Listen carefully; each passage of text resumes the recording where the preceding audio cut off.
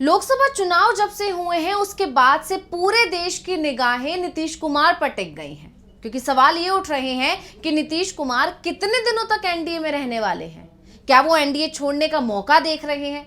और अब इन सवालों के बाद अब ये भी कहा जा रहा है कि नीतीश कुमार को ये मौका मोदी सरकार की तरफ से दे दिया गया है, यानी नीतीश कुमार जो मौका ढूंढ रहे थे वो मौका खुद मोदी सरकार ने उनके सामने रख दिया। तो बिहार को विशेष राज्य का दर्जा दिए जाने की मांग को सीधे तौर पर मोदी सरकार ने खारिज कर दिया और उसी के बाद से ऐसा कहा जा रहा है कि नीतीश कुमार की बीजेपी नेताओं से दूरियां बढ़ने लगी हैं। ऐसे में सवाल ये भी उठ रहे हैं कि क्या नीतीश कुमार सरकार गिराने वाले हैं? अपनी सरकार गिराकर वो फिर से सीएम बनेंगे और फिर दिल्ली की सरकार गिराकर इंडिया की सरकार बनवाएंगे, क्योंकि दिल्ली में मोदी सरकार भी जेडीयू की बैसाखी पर टिकी हुई है, ये हर कोई जानता है। क्योंकि इस बार देश में मोदी सरकार नहीं है, एनडीए की सरकार है। तो सरकार गिराने और बनाने के इसी खेल को लेकर हम करेंगे बात। नमस्कार, मैं अंशिता हूं आपके साथ। तो सबसे पहले लालू यादव का बयान सुन लेते हैं, उन्होंने क्या कहा था, जिसके बाद से ये कयास और बढ़ने लगे और उसके बाद आगे चर्चा करेंगे।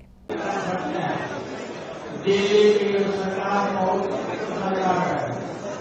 दिल्ली के मोदी की सरकार बिल्कुल कमजोर है। हो सकता है कि अगस्त में इनकी सरकार समाप्त हो। तो जैसा कि हमने सुना, लालू यादव कह रहे हैं कि जो केंद्र सरकार है वो कमजोर है, इसलिए अगस्त तक सरकार गिर सकती है। अब तब जब लालू यादव का ये बयान आया था, इस बयान ने तमाम अटकलें जो है तेज कर दी थी, सियासी बाजार गर्मा गया था और अब लालू यादव का ये बयान सच होता दिखाई दे रहा है। नीतीश मोदी सरकार से नाराज बताए जा रहे हैं और ये नाराजगी विशेष राज्य के दर्जे को लेकर बताई जा रही है। नीतीश की मांग को केंद्र ने सीधे सीधे ठुकरा दिया है। इसे लेकर आरजेडी चीफ लालू यादव ने सवाल उठाए हैं। तो लालू यादव ने एक ट्वीट किया है और उस ट्वीट में उन्होंने अपनी बात रखी है। लालू यादव ने लिखा है, नीतीश बताएं एनडीए के 10 वर्षों में बिहार को कोरी घोषणाओं के अलावा क्या मिला? हमने तो 22 सांसदों के दम पर 2004 से 2009 के बीच 5 वर्ष में ही बिहार को 1,44,000 करोड़ की सहायता राशि दिलाई, लेकिन ये तो 2014 में 31, 2019 में 39 और 2024 में 30 सांसद लेकर भी दिल्ली के सामने हाथ जोड़ रहे हैं, गिड़गिड़ा कर झोली फैला रहे हैं, लेकिन तब भी इन्हें कुछ भी नहीं मिल रहा है। आगे लालू यादव ये भी लिखते हैं कि दिल्ली में हक मांगना नहीं होता है, वहां से हक छीनना पड़ता है। तो अपने बयान में लालू यादव ने यह भी बताया कि जब वो केंद्र में मंत्री थे, यूपीए 1 की सरकार थी, तो उस समय उन्होंने बिहार को स्पेशल पैकेज दिलाया था। लालू यादव आगे लिखते हैं अपने ट्वीट में, उन्होंने जैसा कि हमने बताया, उन्होंने एक लंबा चौड़ा ट्वीट लिखा है जिसमें वो और भी कई बातें लिख रहे हैं। आगे लिखते हैं, यूपीए 1 में दूसरी सबसे बड़ी पार्टी होने के बल पर आरजेडी ने 2004 से 2009 के बीच प्रधानमंत्री मनमोहन सिंह और सोनिया गांधी के सहयोग से बिहार का विकास कराया। विकास कार्यों के लिए बिहार को 1,44 करोड़ की विशेष आर्थिक सहायता आवंटित ही नहीं की गई, बल्कि दिलाई भी गई थी। यानी लालू यादव साफ साफ कह रहे हैं कि सिर्फ कहा नहीं गया था, बल्कि वो सहायता जनता तक पहुंची थी। यूपीए 1 में केंद्र से मिले सहयोग के कारण बिहार में ग्रामीण सड़कें, पुल पुलिया, बिजली, रेलवे लाइनें, मनरेगा के तहत रोजगार, रेलवे स्टेशन तथा सारण और मधेपुरा में रेल कारखानों का जाल बिछा दिया गया था। हमारी तरफ से यूपीए काल में दिए गए सहयोग राशि से नीतीश कुमार ने अपना चेहरा खूब चमकाया, क्योंकि हम प्रचार नहीं बल्कि जमीनी काम करते थे। यानी इन्होंने साफ तौर पर यह भी आरोप लगा दिए कि आज नीतीश कुमार जो भी आगे आकर अपना नाम करते हैं वो असल में लालू कार्यकाल के दौरान किए गए वो काम है। लालू ने साफ साफ कहा कि नीतीश फैसला करें कि बिहार को उसका हक मिलना चाहिए कि नहीं। यानी एक बार फिर से उन्होंने विशेष राज्य दर्जे की मांग जो नीतीश सरकार कर रही है उसे दोहरा दिया है। लालू यादव ने एक तरह से याद दिला दिया है और एक सवाल खड़ा कर दिया है कि अब समय है, नीतीश कुमार को यह फैसला कर लेना चाहिए कि उन्हें बिहार को उसका हक दिलाना है या नहीं दिलाना है। आगे वो कहते हैं, तो दूसरी तरफ बिहार के औरंगाबाद से कांग्रेस विधायक आनंद शंकर सिंह का भी एक बयान आया है, जिसने बिहार की सियासत को गरमा दिया है और तमाम सवाल जो है खड़े कर दिए हैं। उन्होंने नीतीश कुमार को लेकर एक बड़ा बयान दिया है। आनंद शंकर ने कहा कि केंद्र में बैठी मोदी की सरकार में नीतीश कुमार की जेडीयू भी शामिल है।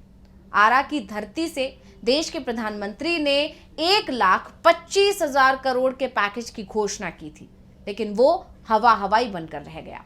आज बिहार को विशेष राज्य के दर्जे की जरूरत है। केंद्र सरकार और बिहार की सरकार पूरी तरह झूठ बोल रही है। बिहार को क्या मिला, ये हम लोग पूछ रहे हैं। अब 52,000 करोड़ के पैकेज का नया शिगुफा छोड़ा जा रहा है। ये धरातल पर उतरेगा या हवाई की तरह हवा में उड़ जाएगा, इसलिए हम लोग परेशान हैं, चिंतित हैं। अगर बात विशेष राज्य के दर्जे की है तो पैकेज की क्या बात है। विशेष राज्य का दर्जा दें, अब तो डबल इंजन की सरकार है। मोदी सरकार नीतीश की मेहरबानी पर है। अब भी विशेष राज्य का दर्जा नहीं मिलता है तो बिहार के लिए विडंबना की स्थिति है।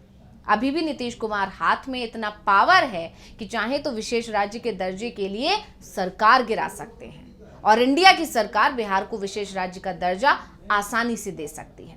यानी कि कांग्रेस विधायक ने साफ साफ ये कह दिया कि जो पावर है नीतीश कुमार के हाथ में उसका वो फायदा उठाएं और सरकार गिरा दें। उन्होंने केंद्र की बात यहां पर की है। केंद्र सरकार अगर गिरेगी और देश में इंडिया की सरकार आएगी तो बिहार को विशेष राज्य का दर्जा दे दिया जाएगा, ऐसा दावा कांग्रेस विधायक ने कर दिया है।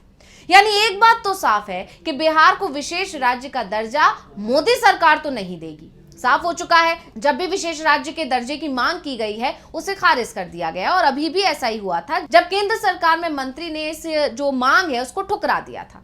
और ये दर्जा अगर मिलेगा तो इंडिया की सरकार बनने पर ही मिलेगा। ये विधायक के जो कांग्रेस विधायक हैं उनकी जो बयान है उससे साफ हो रहा है। इसलिए नीतीश का मोदी सरकार गिराना जरूरी है, ऐसा कहा जा रहा है और नीतीश कुमार इसे लेकर तैयारी भी अब कर रहे हैं। इस तरह के अटकलें, इस तरह के जो है कयास लगने लगे हैं राजनीति के गलियारों में। नीतीश की नाराजगी की खबरें लगातार सामने आ रही हैं और इसकी कई वजह हैं। तो क्या उसकी वजह है वो आपको बता देते हैं।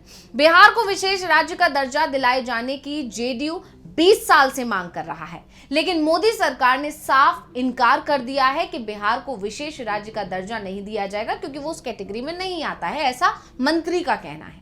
बिहार में जाति जनगणना के आधार पर नीतीश सरकार ने आरक्षण का कोटा 50% से आगे बढ़ाकर 65% कर दिया था, जिसे हाईकोर्ट ने रद्द कर दिया। जेडीयू की मांग है कि सरकार आरक्षण के मामले को केंद्र की 9वीं अनुसूची में डाल दे, जिससे सुप्रीम कोर्ट इस पर रोक नहीं लगा पाए। लेकिन मोदी सरकार इसके लिए भी तैयार नहीं होने वाली है, इसलिए भी नीतीश थोड़े से उखड़े हुए हैं। नीतीश कुमार ने कोटे के अंदर कोटे की शुरुआत 2007 में की थी। इसके लिए उन्होंने दलित में महादलितों और पिछड़ों में अति पिछड़ा वर्ग को अलग किया।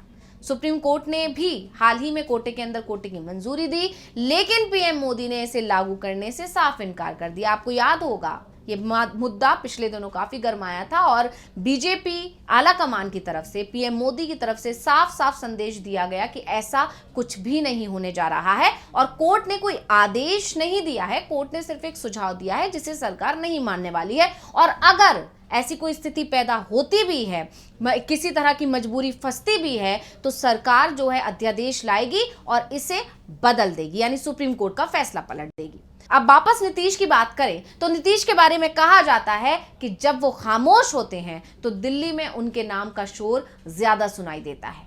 नीतीश इस समय खामोश हैं। नीतीश की खामोशी को उनकी नाराजगी से जोड़कर देखा जा रहा है। नीतीश कुमार जिस तरह से वक्फ मामले में चुप्पी साधे हुए हैं, वो ये भी बता रही है कि कोई बहुत बड़ा खेल करने की तैयारी में है नीतीश कुमार। तो इस रिपोर्ट को लेकर आपका क्या कहना है, हमें कमेंट करके जरूर बताइएगा। और ऐसी ही तमाम रिपोर्ट्स के लिए देखते रहिए डीवी लाइव। मुझे दीजिए इजाजत, नमस्कार।